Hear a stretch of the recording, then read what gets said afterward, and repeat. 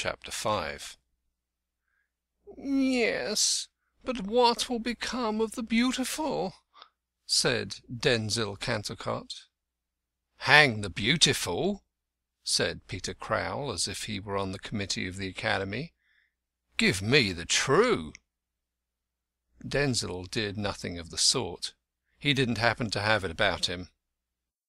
Denzil Cantercot stood smoking a cigarette in his landlord's shop, and imparting an air of distinction and an agreeable aroma to the close, leathery atmosphere. Crowl cobbled away, talking to his tenant without raising his eyes.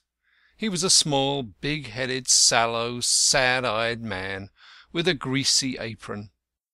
Denzil was wearing a heavy overcoat with a fur collar. He was never seen without it in public during the winter. In private he removed it and sat in his shirt-sleeves. Crowl was a thinker, or thought he was, which seems to involve original thinking anyway. His hair was thinning rapidly at the top, as if his brain was struggling to get as near as possible to the realities of things. He prided himself on having no fads. Few men are without some foible or hobby. Crowl felt almost lonely at times in his superiority. He was a vegetarian, a secularist, a blue ribbonite, a republican, and an anti-tobacconist. Meat was a fad. Drink was a fad. Religion was a fad. Monarchy was a fad. Tobacco was a fad. "A plain man like me," Crowl used to say, "can live without fads." "A plain man" was Crowl's catchword. When of a Sunday morning he stood on Mile End Waste, which was opposite his shop, and held forth to the crowds on the evils of kings, priests, and mutton chops, the plain man turned up at intervals like the theme of a symphonic movement. "I'm only a plain man, and I want to know," was a phrase that sabred the spider-webs of logical refinement, and held them up scornfully on the point. When Crowl went for a little recreation in Victoria Park on Sunday afternoons, it was with this phrase that he invariably routed the supernaturalists. Crowl knew his Bible better than most ministers, and always carried a miniature printed copy in his pocket, dog-eared to mark contradictions in the text. The 2nd chapter of Jeremiah says one thing, the 1st chapter of Corinthians says another. 2 contradictory statements may both be true, but "I'm only a plain man, and I want to know." Crowl spent a large part of his time in setting the word against the word. Cockfighting affords its votaries no acuter pleasure than Crowl derived from setting 2 texts by the ears. Crowl had a metaphysical genius which sent his Sunday morning disciples frantic with admiration, and struck the enemy dumb with dismay. He had discovered, for instance, that the Deity could not move, owing to already filling up all space. He was also the first to invent, for the confusion of the clerical, the crucial case of a saint dying at the Antipodes contemporaneously with another in London. Both went skyward to heaven, yet the 2 travelled in directly opposite directions.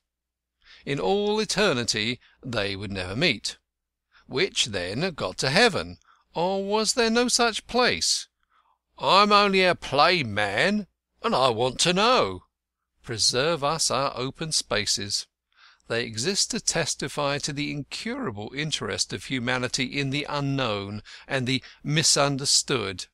Even 'Arry is capable of 5 minutes' attention to speculative theology if 'Arriet isn't in a hurry. Peter Crowl was not sorry to have a lodger like Denzil Cantercot, who, though a man of parts and thus worth powder and shot, was so hopelessly wrong on all subjects under the sun. In only one point did Peter Crowl agree with Denzil Cantercot. He admired Denzil Cantercot secretly. When he asked him for the true, which was about twice a day on the average, he didn't really expect to get it from him. He knew that Denzil was a poet. "The beautiful," he went on, is a thing that only appeals to men like you. The true is for all men. The majority have the first claim, till you poets must stand aside. The true and the useful, that's what we want. The good of society is the only test of things. Everything stands or falls by the good of society." "The good of society?" echoed Denzil scornfully. "What's the good of society? The individual is before all. The mass must be sacrificed to the great man. Otherwise the great man will be sacrificed to the mass. Without great men there would be no art. Without art life would be a blank." "Ah, but we should fill it up with bread and butter," said Peter Crowl. "Yes, it is bread and butter that kills the beautiful," said Denzil Cantercot bitterly. "Many of us start by following the butterfly through the verdant meadows, but we turn aside—" "To get the grub," chuckled Peter, cobbling away. "Peter, if you make a jest of everything, I'll not waste my time on you." Denzil's wild eyes flashed angrily.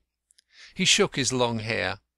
Life was very serious to him. He never wrote comic verse intentionally. There are 3 reasons why men of genius have long hair. One is that they forget it is growing. The second is that they like it. The third is that it comes cheaper. They wear it long for the same reason they wear their hats long. Owing to this peculiarity of genius you may get quite a reputation for lack of twopence. The economic reason did not apply to Denzil, who could always get credit with the profession on the strength of his appearance. Therefore, when street Arabs vocally commanded him to "get his hair cut," they were doing no service to barbers.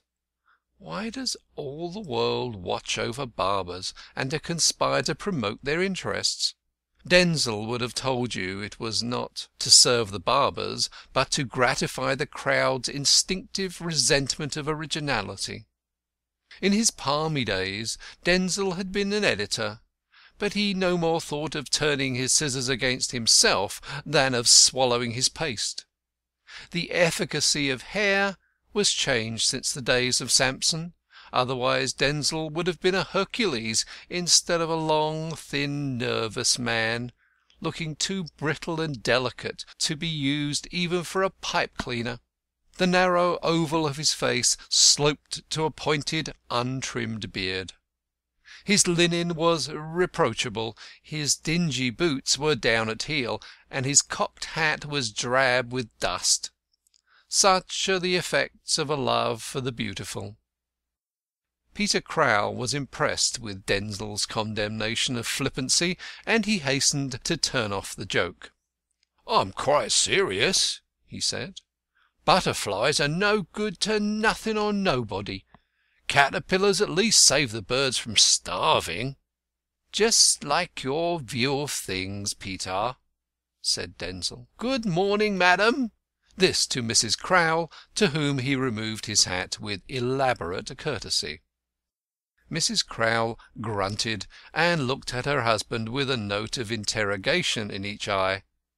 For some seconds Crowl stuck to his last, endeavouring not to see the question. He shifted uneasily on his stool. His wife coughed grimly. He looked up, saw her towering over him, and helplessly shook his head in a horizontal direction.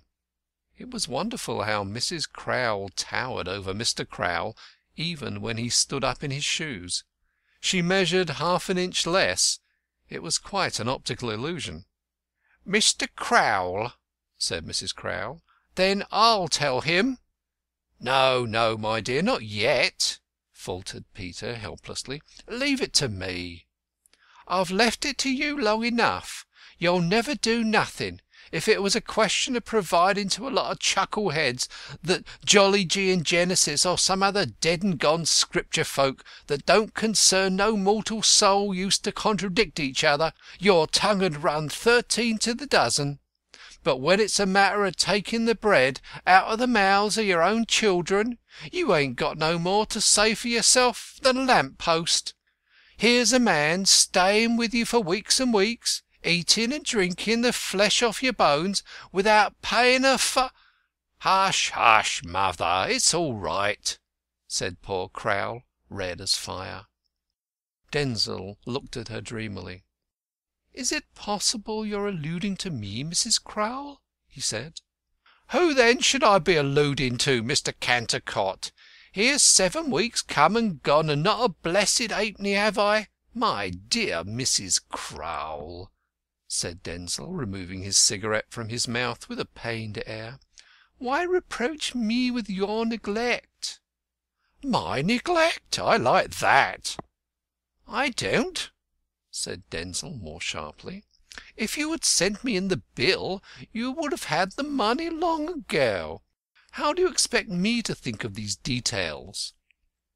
"We ain't so grand down here. People pays their way. They don't get no bills," said Mrs. Crowl, accentuating the word with infinite scorn. Peter hammered away at a nail as though to drown his spouse's voice. "It's £3 14 and 8pence, if you're so anxious to know," Mrs. Crowl resumed. "And there ain't a woman in the Mile End Road has done it cheaper, with bread at 4pence 3 farthing a quartern, and landlords clambering for rent every Monday morning almost afore the sun's up, and folks dragging and slithering on till their shoes is only fit to throw after brides and Christmas coming, and 7pence a week for schooling." Peter winced under the last item. He had felt it coming, like Christmas. His wife and he parted company on the question of free education. Peter felt that, having brought 9 children into the world, it was only fair that he should pay a penny a week for each of those old enough to bear educating. His better half argued that, having so many children, they ought in reason to be exempted. Only people who had few children could spare the penny. But the one point on which the cobbler specific of the Mile End Road got his way was this of the fees. It was a question of conscience, and Mrs. Crowl had never made application for their remission, though she often slapped her children in vexation instead. They were used to slapping, and when nobody else slapped them, they slapped one another. They were bright, ill-mannered brats who pestered their parents and worried their teachers, and were as happy as the road was long. "Oh, bother the school fees!" Peter retorted, vexed. "Mr. Cantercot's not responsible for your children." "I should hope not indeed, Mr. Crowl," Mrs. Crowl said sternly. "I'm ashamed of you." And with that she flounced out of the shop into the back parlour. "It's all right," Peter called after her soothingly. "The money'll be all right, mother." In lower circles it is customary to call your wife your mother. In somewhat superior circles it is the fashion to speak of her as the wife, as you speak of the Stock Exchange or the Thames, without claiming any particular property. Instinctively men are ashamed of being moral and domesticated. Denzil puffed his cigarette unembarrassed. Peter bent attentively over his work, making nervous stabs with his awl. There was a long silence. An organ grinder played a waltz outside unregarded, and, failing to annoy anybody, moved on. Denzil lit another cigarette. The dirty-faced clock on the wall chimed 12. "What do you think," said Crowl, "of republics?" "They are low," Denzil replied. "Without a monarch there is no visible incarnation of authority." "What? Do you call Queen Victoria visible?" "Peter, do you want to drive me from the house? Leave frivolousness to women whose minds are only large enough for domestic difficulties. Republics are low. Plato mercifully kept the poets out of his. Republics are not congenial soil for poetry." What nonsense! If England dropped its fad of monarchy and became a republic to-morrow, do you mean to say that—" "I mean to say there would be no poet laureate to begin with." "Who's fibbing now, you or me, Cantercot? But I don't care a button-hook about poets, present company always excepted. I'm only a plain man, and I want to know where's the sense of giving any one person authority over everybody else?" "Ah, that's what Tom Mortlake used to say. Wait till you're in power, Peter, with trade union money to control, and working men bustling to give you flying angels, and to carry you aloft like a banner, huzzaing." "Ah, that's because he's head and shoulders above 'em already," said Crowl, with a flash in his sad grey eyes. "Still, it don't prove that I'd talk any different, and I don't think you're quite wrong about his being spoilt. Tom's a fine fellow, a man every inch of him, and that's a good many. I don't deny he has his weaknesses, and there was a time when he stood in this very shop and denounced that poor dead Constant. 'Crowl,' he said, 'that man'll do mischief. I don't like these kid-glove philanthropists mixing themselves up in practical labour disputes they don't understand.'" Denzil whistled involuntarily. It was a piece of news. "I dare say," continued Crowl, "he's a bit jealous of anybody's interference with his influence. But in this case the jealousy did wear off, you see, for the poor feller and he got quite pals, as everybody knows. Tom's not the man to hug a prejudice. However, all that don't prove nothing against republics. Look at the Tsar and the Jews. Now, I'm only a plain man, and I wouldn't live in Russia, not for all the leather in it. An Englishman, taxed as he is to keep up his fad of monarchy, is at least a king in his own castle, whoever bosses it at Windsor. Excuse me a minute, the missus is calling." "Excuse me a minute. I'm going, and I want to say before I go, I feel it only right you should know at once that after what has passed to-day I can never be on the same footing here as in the, shall we say, pleasant days of yore." "Oh, no, Cantercot, don't say that," pleaded the little cobbler. "Well, shall I say unpleasant, then?" No, Cantercot, don't misunderstand me. Mother has been very much put to it lately to rub along. You see, she has such a growing family. It grows daily. But never mind her. You pay whenever you got the money." Denzil shook his head. "It cannot be. You know, when I came here first I rented your top room and boarded myself. Then I learned to know you. We talked together of the beautiful and the useful. I found you had no soul, but you were honest, and I liked you. I went so far as to take my meals with your family. I made myself at home in your back parlour. But the vase has been shattered. I do not refer to that on the mantelpiece, and though the scent of the roses may cling to it still, it can be pieced together nevermore." He shook his hair sadly and shambled out of the shop. Crowl would have gone after him, but Mrs. Crowl was still calling, and ladies must have the precedence in all polite societies. Cantercot went straight, or as straight as his loose gait permitted, to 46 Glover Street, and knocked at the door. Grodman's factotum opened it. She was a pock-marked person, with a brick-dust complexion and a coquettish manner. "Oh, here we are again," she said vivaciously. "Don't talk like a clown," Cantercot snapped. "Is Mr. Grodman in?" "No, you've put him out," growled the gentleman himself, suddenly appearing in his slippers. "Come in. What the devil have you been doing with yourself since the inquest? Drinking again?" "I've sworn off. Haven't touched a drop since—" "The murder?" "Eh?" said Denzil Cantercot, startled. "What do you mean?" "What I say. Since December 4. I reckon everything from that murder now, as they reckon longitude from Greenwich." "How?" said Denzil Cantercot. "Let me see. Nearly a fortnight. What a long time to keep away from drink. And me." "I don't know which is worse," said Denzil, irritated. "You both steal away my brains." "Indeed," said Grodman, with an amused smile. "Well, it's only petty pilfering after all. What's put salt on your wounds?" "The 24th edition of my book." "Whose book?" "Well, your book. You must be making piles of money out of criminals I have caught." "Criminals I have caught," corrected Grodman.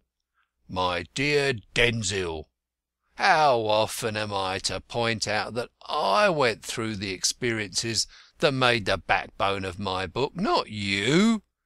In each case I cooked the criminal's goose. Any journalist could have supplied the dressing." "The contrary. The journeymen of journalism would all have left the truth naked.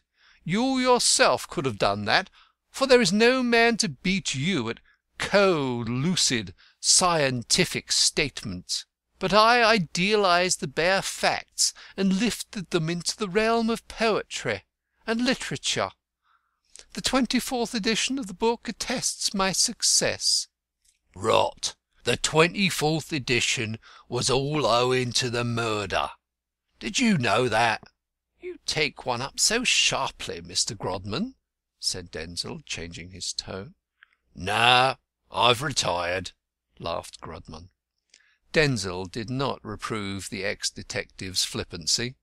He even laughed a little. "Well, give me another fiver and I'll cry quits. I'm in debt."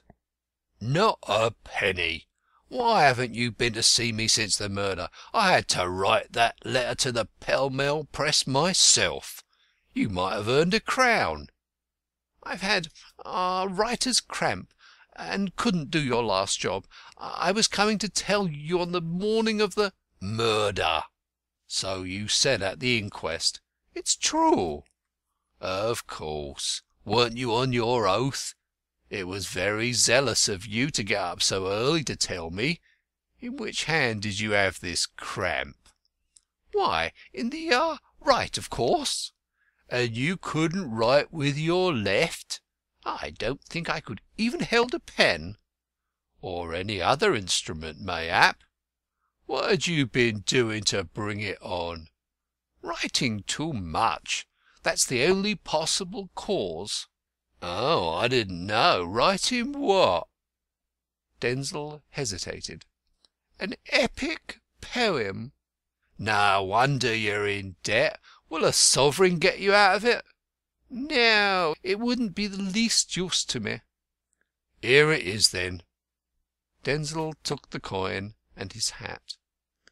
"Aren't you going to earn it, you beggar? Sit down and write something for me." Denzil got pen and paper and took his place. "What do you want me to write?" "Your epic poem." Denzil started and flushed, but he set to work. Grodman leaned back in his armchair and laughed, studying the poet's grave face. Denzil wrote 3 lines and paused. "Can't remember any more? Well, read me the start." Denzil read: "Of man's first disobedience, and the fruit of that forbidden tree, whose morbid taste brought death into the world—" "Hold on," cried Grodman. "What morbid subjects you choose, to be sure." "Morbid? Why, Milton chose the same subject." "Blow Milton! Take yourself off, you and your epics." Denzil went. The pock-marked person opened the street door for him. "When am I going to have that new dress, dear?" she whispered coquettishly. "I have no money, Jane," he said shortly.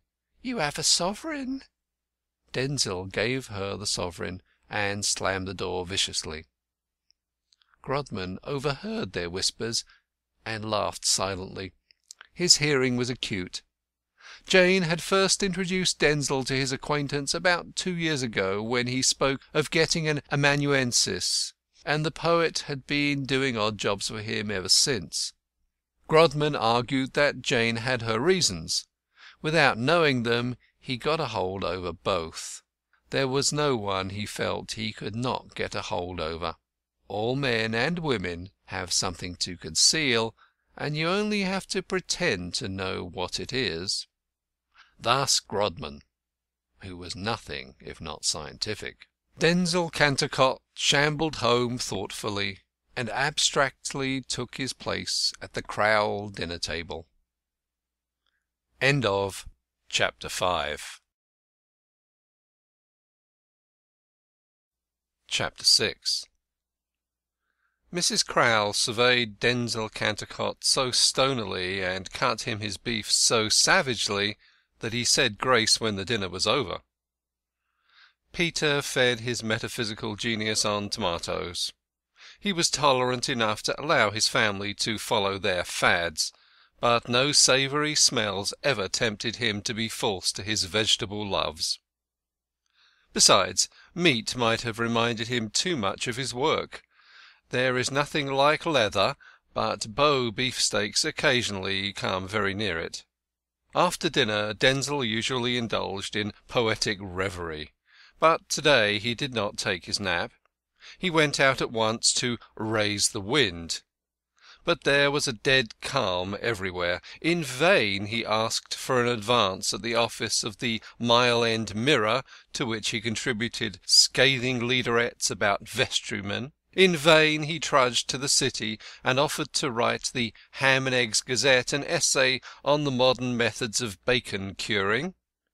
Denzil knew a great deal about the breeding and slaughtering of pigs, smoke lofts and drying processes, having for years dictated the policy of the New Pork Herald in these momentous matters. Denzil also knew a great deal about many other esoteric matters, including weaving machines, the manufacture of cabbage leaves and snuff, and the inner economy of drain pipes. He had written for the trade papers since boyhood, but there is a great competition on these papers. So many men of literary gifts know all about the intricate technicalities of manufactures and markets, and are eager to set the trade right. Grodman perhaps hardly allowed sufficiently for the step backward that Denzil made when he devoted his whole time for months to Criminals I Have Caught. It was as damaging as a debauch, for when your rivals are pushing forwards, to stand still is to go back. In despair Denzil shambled toilsomely to Bethnal Green. He paused before the window of a little tobacconist's shop, wherein was displayed a placard announcing plots for sale. The announcement went on to state that a large stock of plots was to be obtained on the premises, embracing sensational plots, humorous plots, love plots, religious plots, and poetic plots, also complete manuscripts, original novels, poems, and tales. Apply within. It was a very dirty-looking shop, with begrimed bricks and blackened woodwork. The window contained some musty old books, an assortment of pipes and tobacco, and a large number of the vilest daubs unhung, painted in oil on academy boards, and unframed. These were intended for landscapes, as you could tell from the titles. The most expensive was Chingford Church, and it was marked 1 and 9pence. The others ran from 6pence to 1 and 3pence, and were mostly representations of Scottish scenery, a loch with mountains in the background, with solid reflections in the water, and a tree in the foreground. Sometimes the tree would be in the background. Then the loch would be in the foreground. Sky and water were intensely blue in all. The name of the collection was Original Oil Paintings Done by Hand.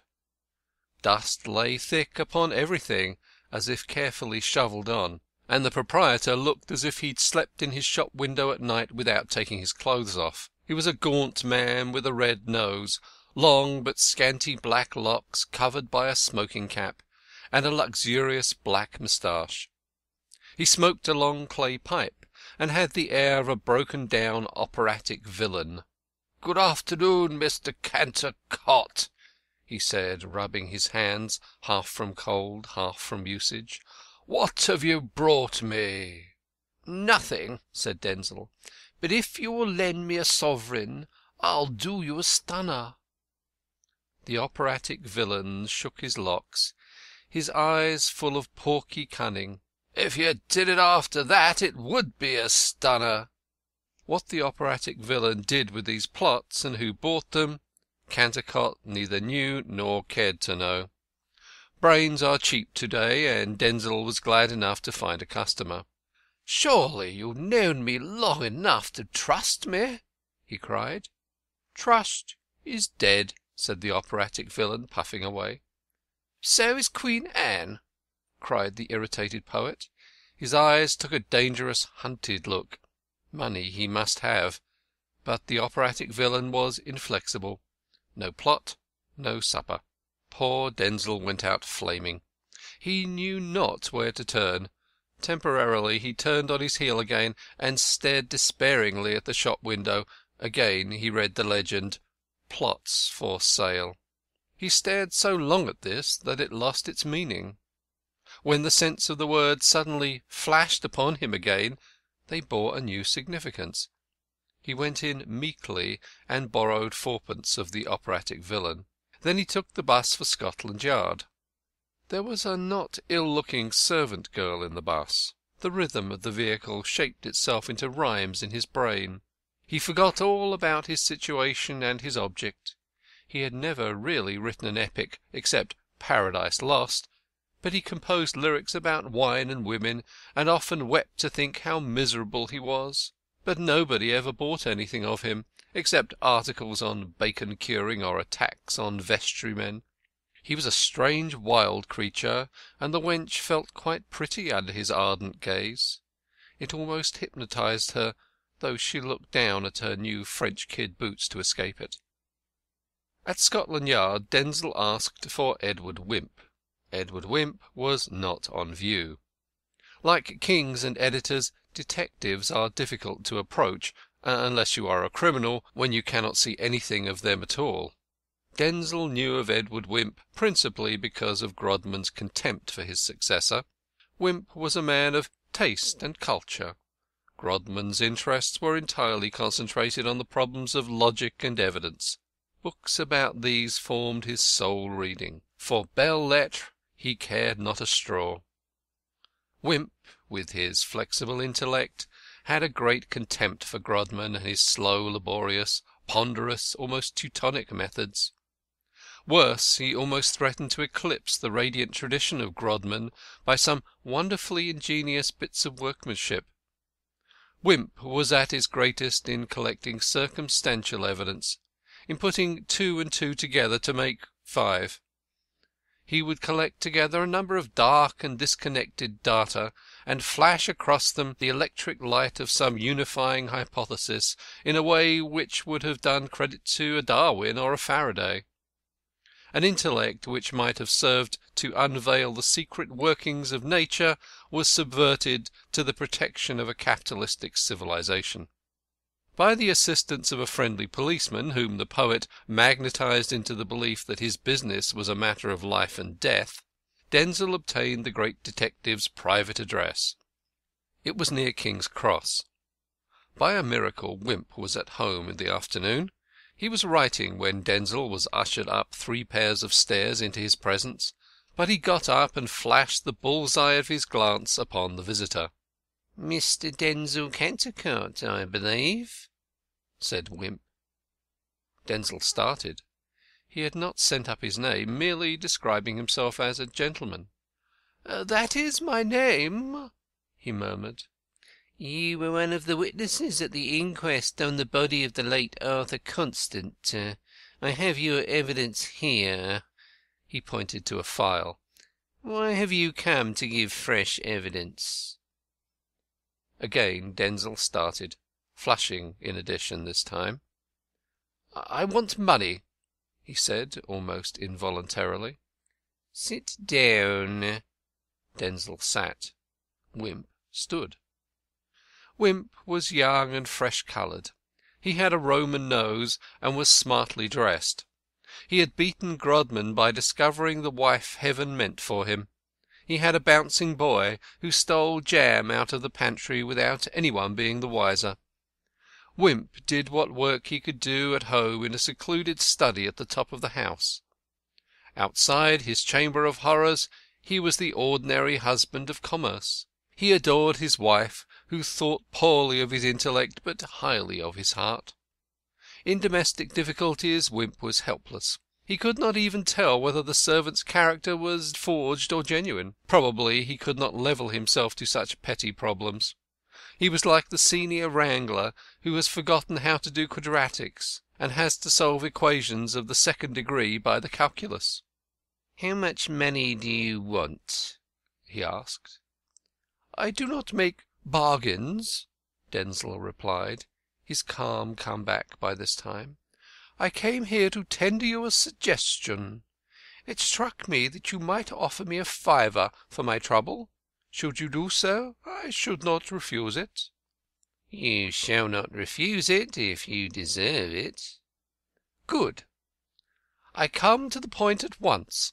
My suggestion concerns Tom Mortlake." Denzil threw out the name as if it were a torpedo. Wimp did not move. "Tom Mortlake," went on Denzil, looking disappointed, "had a sweetheart." He paused impressively. Wimp said, "Yes." "Where is that sweetheart now?" "Where indeed?" "You know about her disappearance?" "You have just informed me of it." "Yes, she is gone, without a trace. She went about a fortnight before Mr. Constant's murder." "Murder? How do you know it was murder?"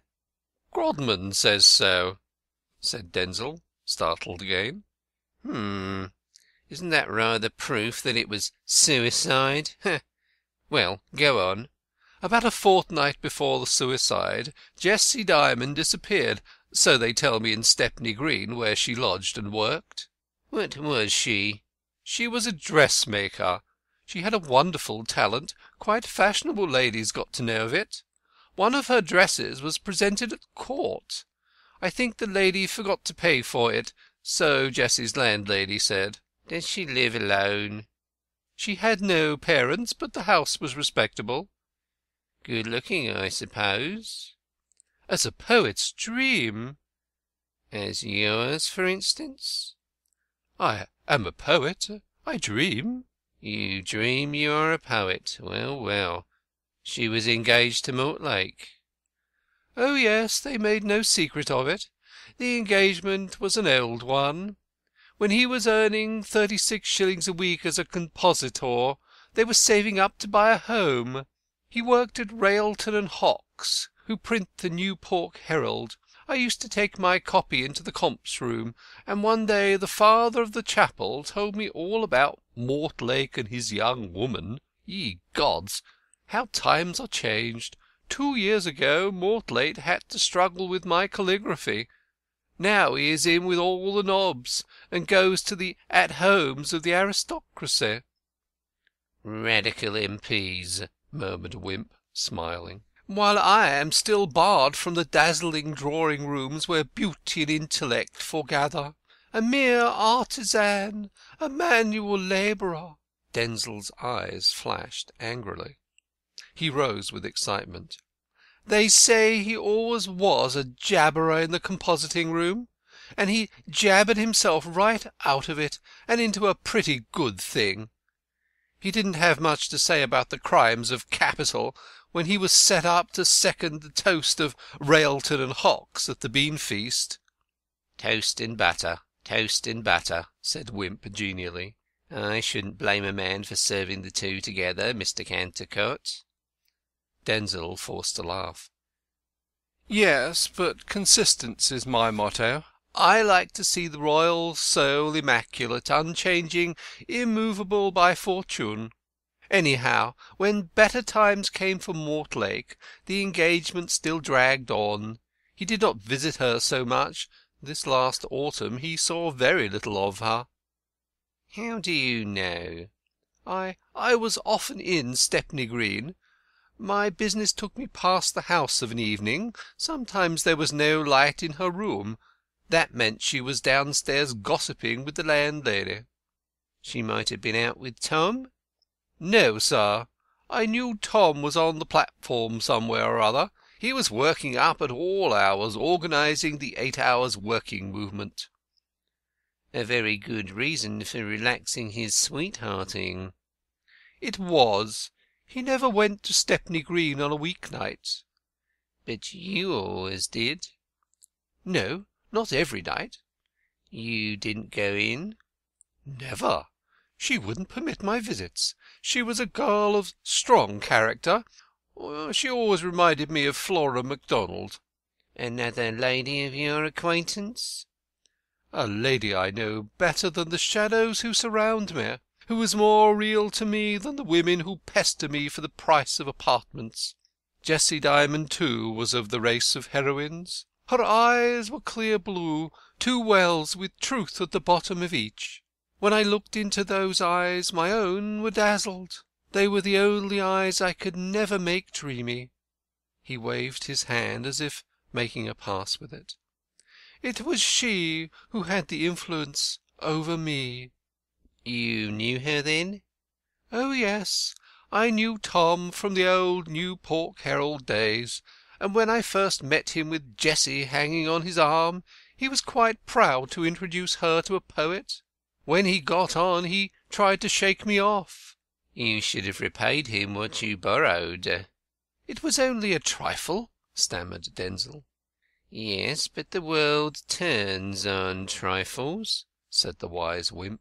"The world is itself a trifle," said the pensive poet.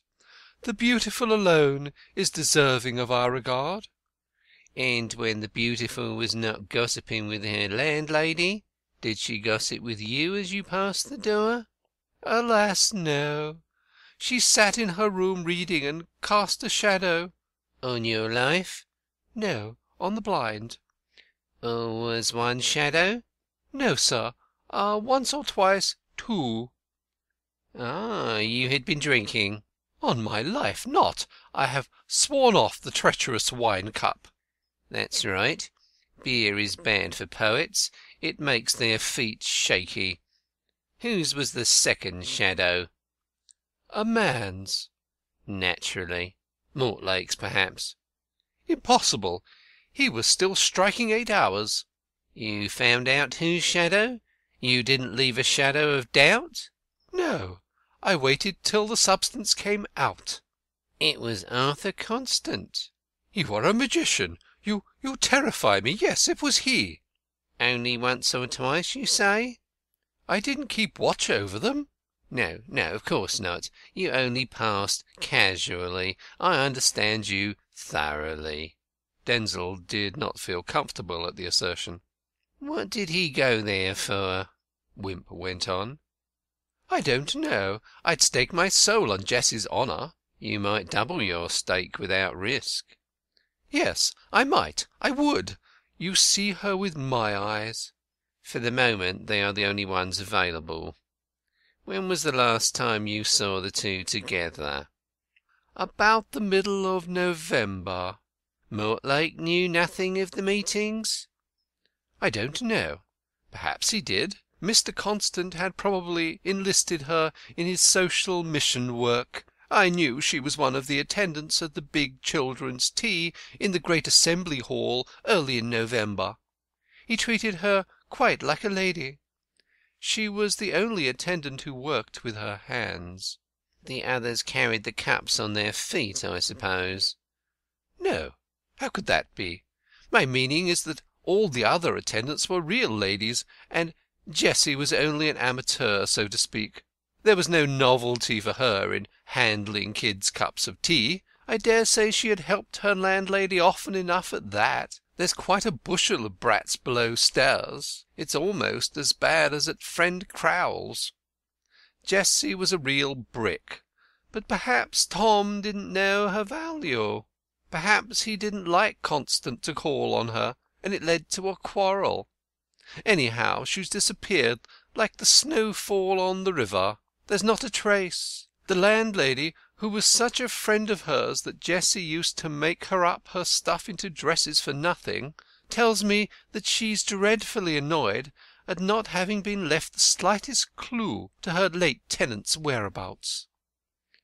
"You have been making inquiries on your own account, apparently." "Only of the landlady. Jessie never even gave her the week's notice, but paid her in lieu of it, and left her immediately. The landlady told me I could have knocked her down with a feather. Unfortunately, I wasn't there to do it, or I should certainly have knocked her down for not keeping her eyes open better. She says if she had only the least suspicion beforehand that the minx—she dared to call Jessie a minx—was going, she'd have known where, or her name would have been somebody else's. And yet she admits that Jessie was looking ill and worried. Stupid old hag!" "A woman of character," murmured the detective. "Didn't I tell you so?" cried Denzil eagerly. "Another girl would have let out that she was going, but no, not a word. She plumped down the money and walked out. The landlady ran upstairs. None of Jessie's things were there. She must have quietly sold them off or transferred them to the new place. I never in my life met a girl who so thoroughly knew her own mind, or had a mind so worth knowing. She always reminded me of the Maid of Saragossa." "Indeed. And when did she leave?" "On the 19th of November." "Mortlake, of course, knows where she is?" "I can't say. Last time I was at the house to inquire, it was at the end of November, he hadn't been seen there for 6 weeks. He wrote to her, of course, sometimes. The landlady knew his writing." Wimp looked Denzil straight in the eyes and said, "You mean, of course, to accuse Mortlake of the murder of Mr. Constant?" "No, not at all," stammered Denzil. "Only you know what Mr. Grodman wrote in the Pell Mell. The more we know about Mr. Constant's life, the more we shall know about the manner of his death. I thought my information would be valuable to you, so I brought it in." "And why didn't you take it to Mr. Grodman?" "Because I thought it wouldn't be valuable to me." "You wrote criminals I have caught?" How did you know that?" Wimp was startling him to-day with a vengeance. "Your style, my dear Mr. Cantercot. The unique, noble style." "Yes, I was afraid it would betray me," said Denzil. "And since you know, I may tell you that Grodman's a mean curmudgeon. What does he want with all that money in those houses? A man with no sense of the beautiful. He'd have taken my information and given me more kicks than halfpence for it, so to speak." "Yes, he's a shrewd man after all. I don't see anything valuable in your evidence against Mortlake."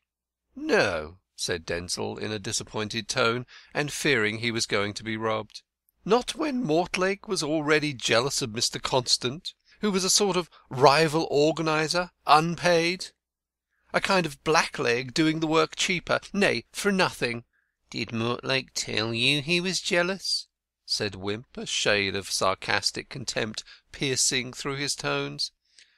"Oh, yes. He said to me, 'That man will work mischief. I don't like your kid-glove philanthropists meddling in matters they don't understand.'" "Those were his very words?" "His ipsissima verba." "Very well. I have taken your address in my files. Here is a sovereign for you." "Only a sovereign? It's not the least use to me." "Very well. It's of great use to me. I have a wife to keep." "I haven't," said Denzil with a sickly smile, "so perhaps I can manage on it after all." He took his hat and the sovereign. Outside the door he met a rather pretty servant just bringing in some tea to her master. He nearly upset her tray at the sight of her. She seemed more amused at the rencontre than he. "Good afternoon, dear," she said coquettishly. "You might let me have that sovereign. I do so want a Sunday bonnet." Denzil gave her the sovereign, and slammed the hall door viciously when he got to the bottom of the stairs. He seemed to be walking arm in arm with the long arm of coincidence. Wimp did not hear the duologue. He was already busy on his evening's report to headquarters. The next day Denzil had a bodyguard wherever he went. It might have gratified his vanity had he known it, but tonight he was yet unattended, so no one noted that he went to 46 Glover Street after the early Crowl supper. He could not help going. He wanted to get another sovereign. He also itched to taunt Grodman. Not succeeding in the former object, he felt the road open for the second. "Do you still hope to discover the Bow murderer?" he asked the old bloodhound. "I can lay my hand on him now," Grodman announced curtly. Denzil hitched his hair back involuntarily. He found conversations with detectives as lively as playing at skittles with bombshells. They got on his nerves terribly, these undemonstrative gentlemen with no sense of the beautiful. "But why don't you give him up to justice?" he murmured. "Ah, it has to be proved yet, but it is only a matter of time." "Oh," said Denzil. "And shall I write the story for you?" "No, you will not live long enough." Denzil turned white. "Nonsense! I'm years younger than you," he gasped. "Yes," said Grodman, "but you drink so much." Chapter 6.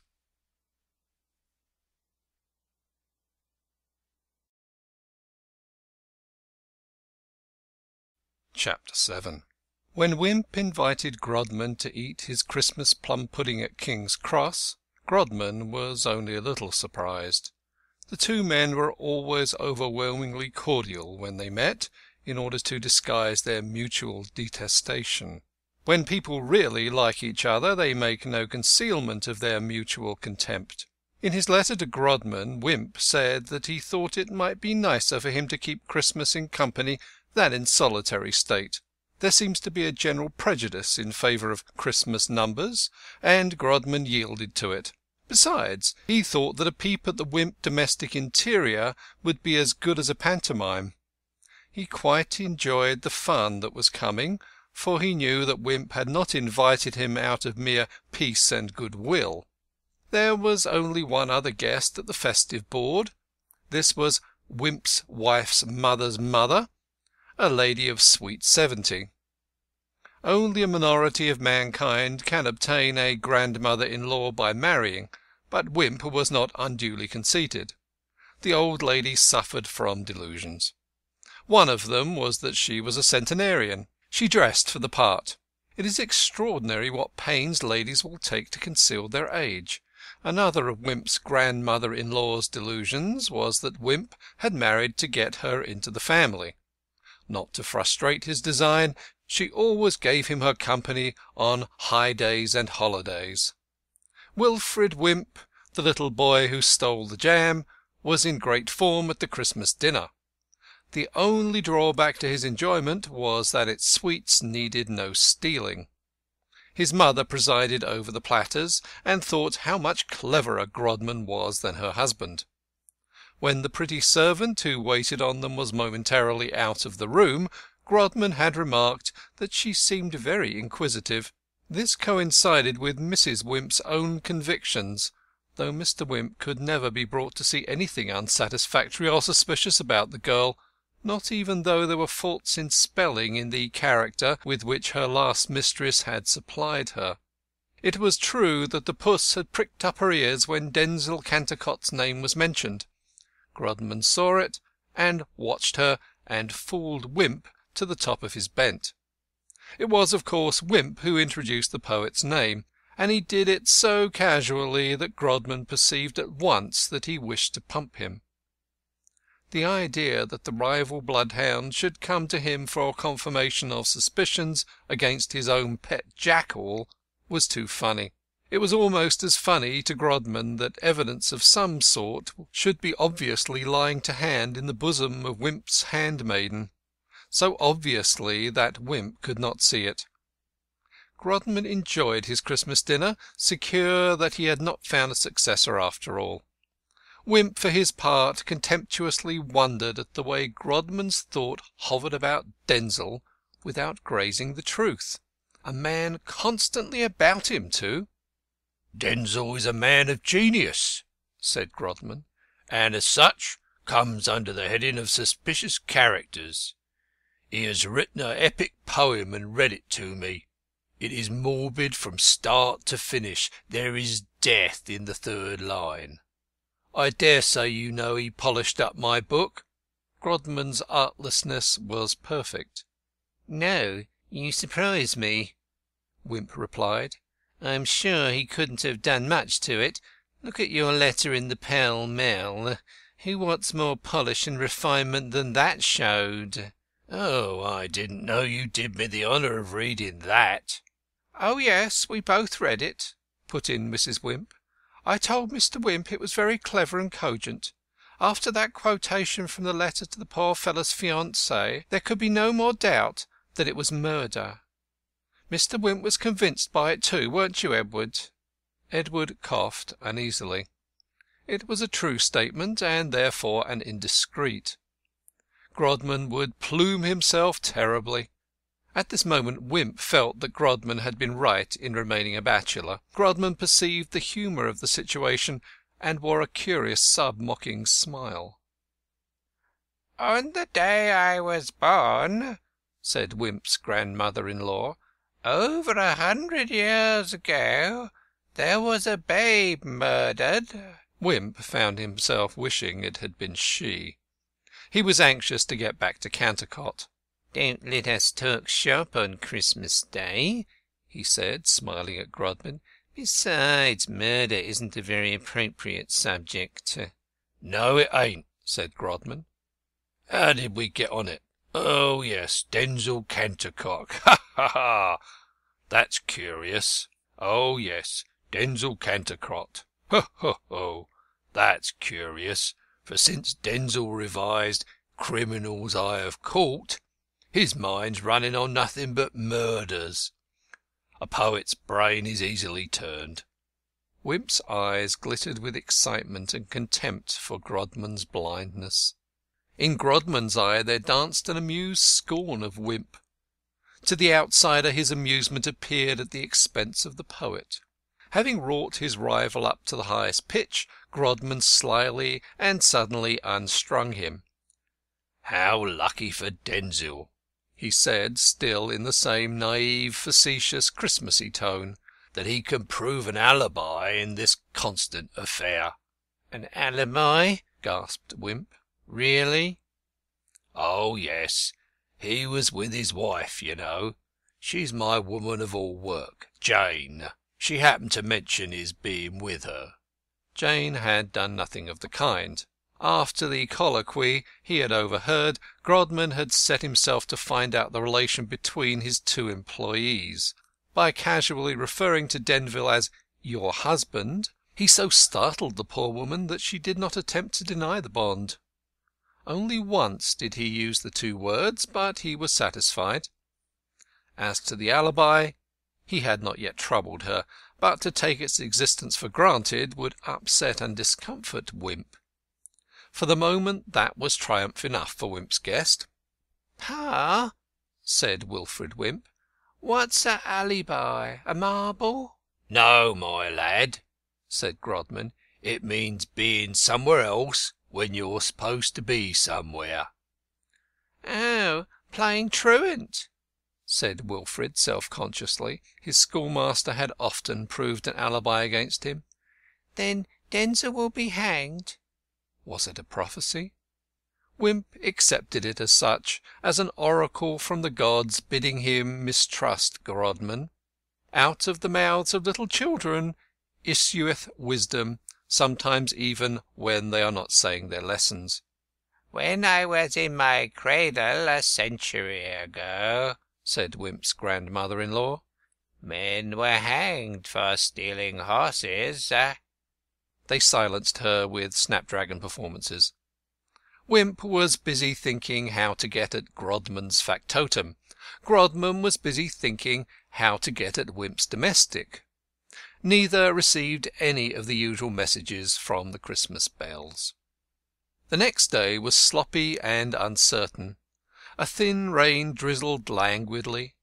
One can stand that sort of thing on a summer bank holiday, one expects it.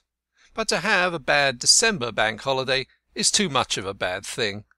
Some steps should surely be taken to confuse the weather clerk's chronology. Once let him know that bank holiday is coming, and he writes to the company for more water.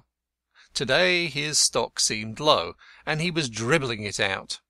At times the wintry sun would shine in a feeble, diluted way, and though the holiday-makers would have preferred to take their sunshine neat, they swarmed forth in their myriads whenever there was a ray of hope.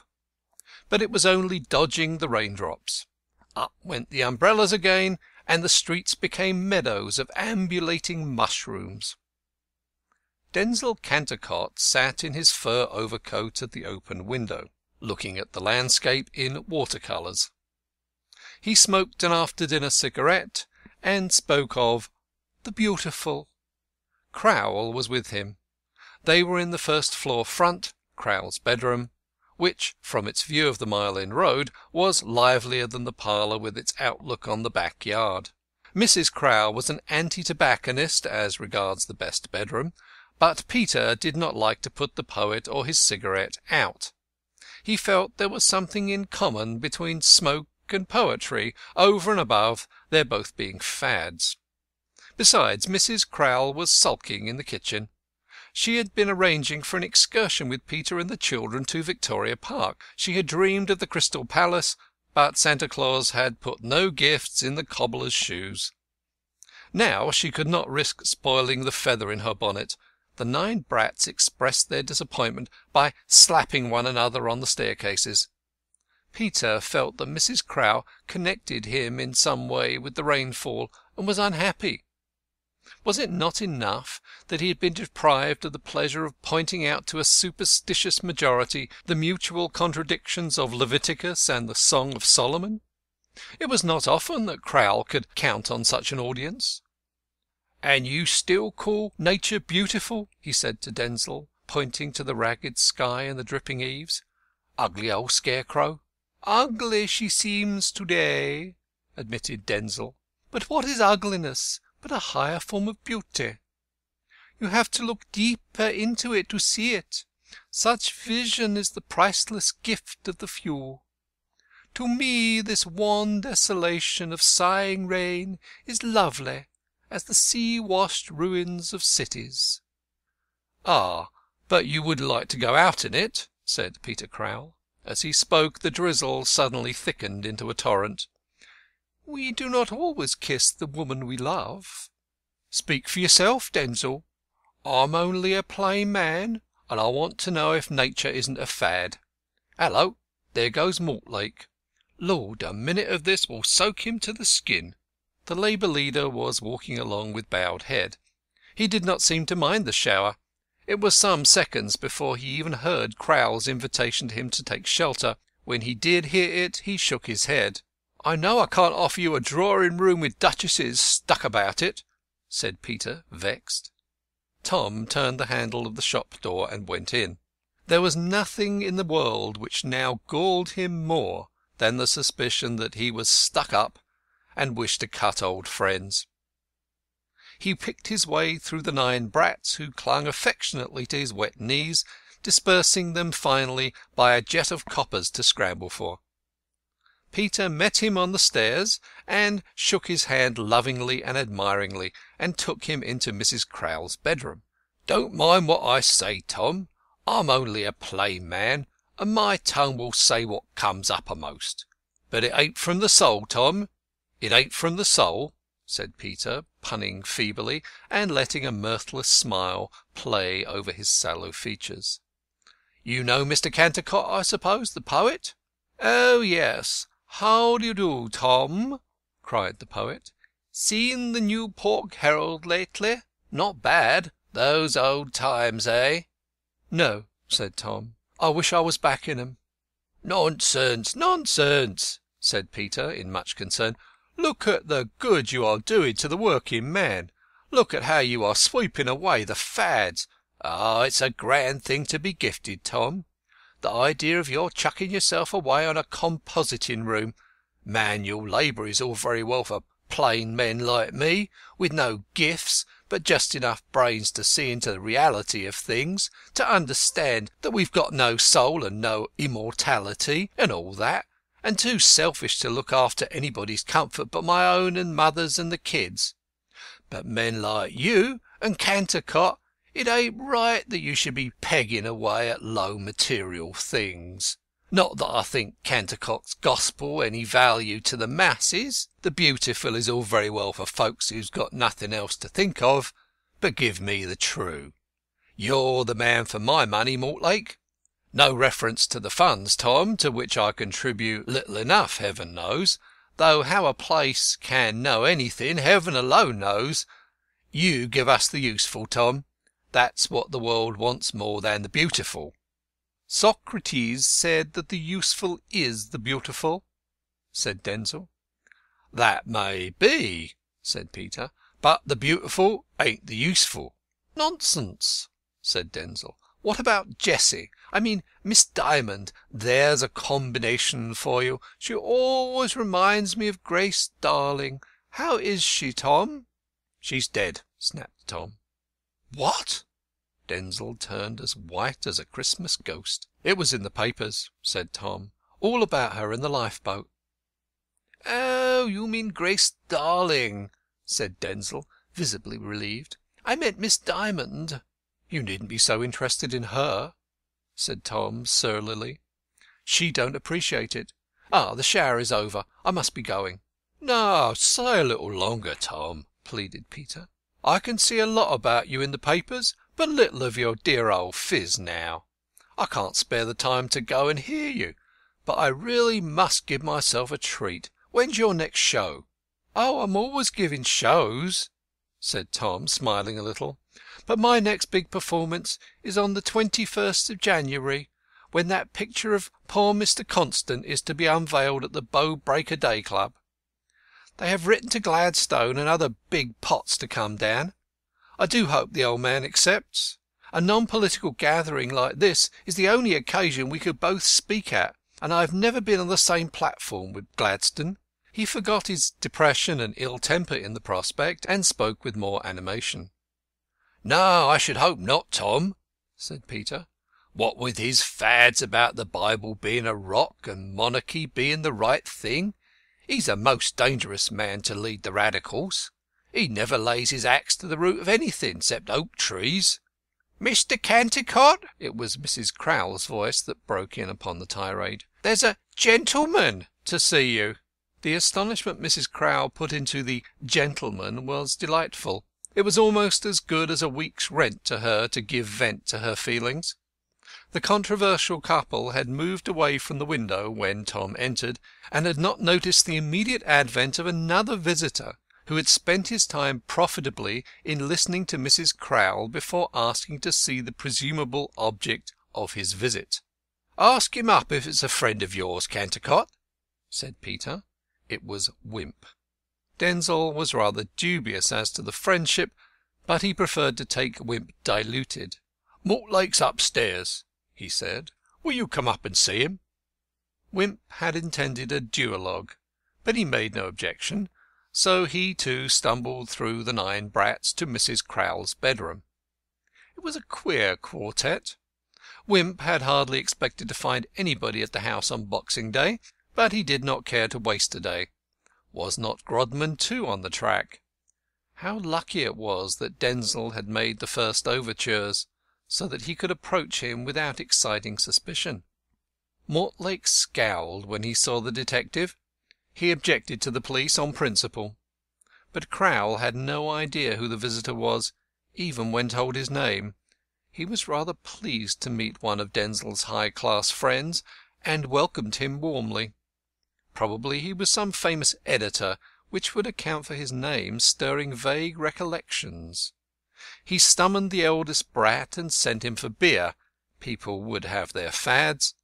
And not without trepidation called down to Mother for the glasses. Mother observed at night in the same apartment that the beer money might have paid the week's school fees for half the family.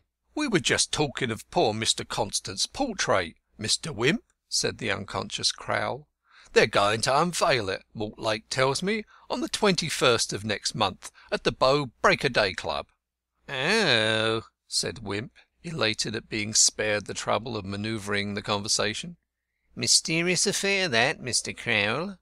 "No, it's the right thing," said Peter. "There ought to be some memorial of the man in the district where he worked and where he died, poor chap."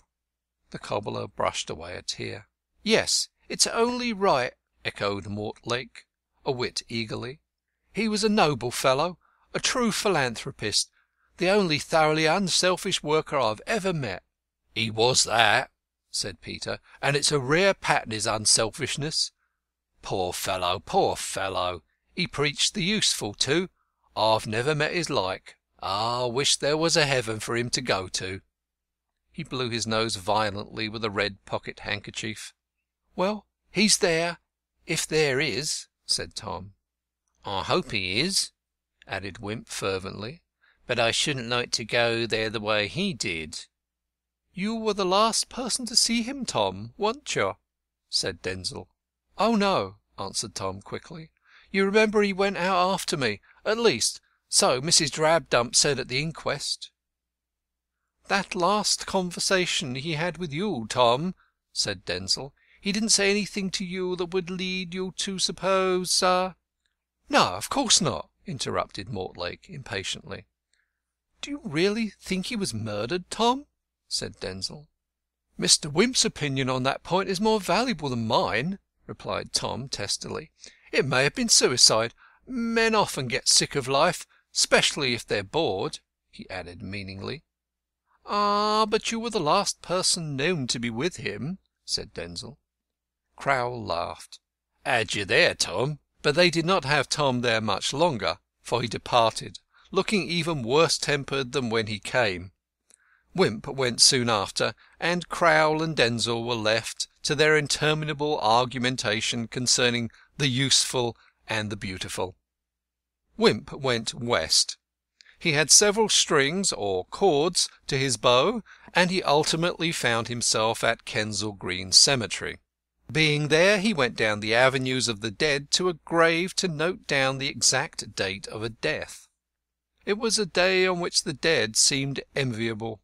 The dull, sodden sky, the dripping, leafless trees, the wet, spongy soil, the reeking grass, everything combined to make one long to be in a warm, comfortable grave away from the leaden ennui of life. Suddenly the detective's keen eye sought a sight of a figure that made his heart throb with sudden excitement. It was that of a woman in a grey shawl and a brown bonnet, standing before a railed-in grave. She had no umbrella. The rain plashed mournfully upon her, and left no trace on her soaking garments. Wimp crept up behind her, but she paid no heed to him. Her eyes were lowered to the grave, which seemed to be drawing them towards it by some strange morbid fascination. His eyes followed hers. The simple headstone bore the name Arthur Constant. Wimp tapped her suddenly on the shoulder.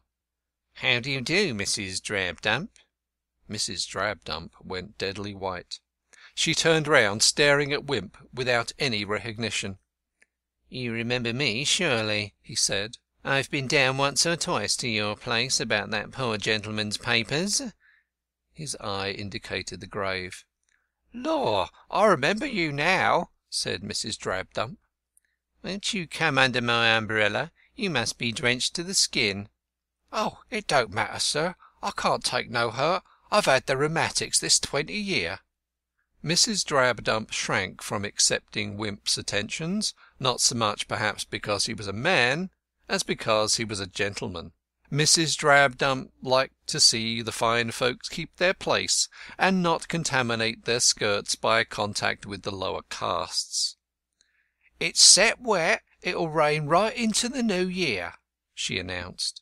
"But they say a bad beginning makes a worse ending." Mrs. Drabdump was one of those persons who give you the idea that they just missed being born barometers. "But what are you doing in this miserable spot so far from home?" queried the detective. It's Bank Holiday," Mrs. Drabdump reminded him in tones of acute surprise. "I always make a hexcursion on Bank Holiday." Chapter 7